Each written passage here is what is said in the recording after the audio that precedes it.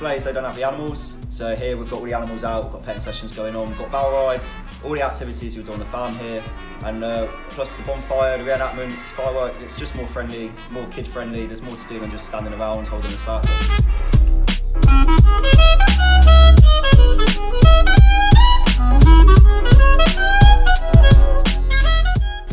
Fireworks here, we don't have them, a number of reasons. So if you've got rabbits and guinea pigs pregnant, fireworks distress them, kills the babies, can kill them. Strips a lot of animals as well, birds interferes with them, so we don't really have them here. Fireworks, I like them. They're not as good as what they used to be. They're not as loud. They're quite bright, but they're pretty to look at. But we don't really like them here around the animals.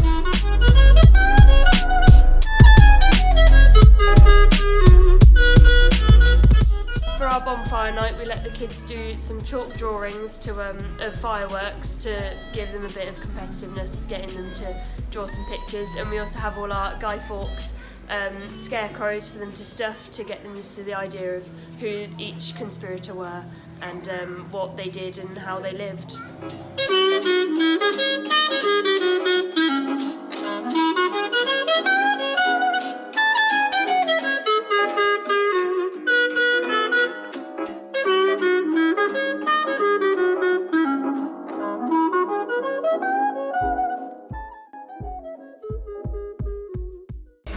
So arrive at 4:30, light the bonfire at 5, have a floodlit piglet race at 5:30, and a bit like a Horrible Histories gunpowder plot reenactment.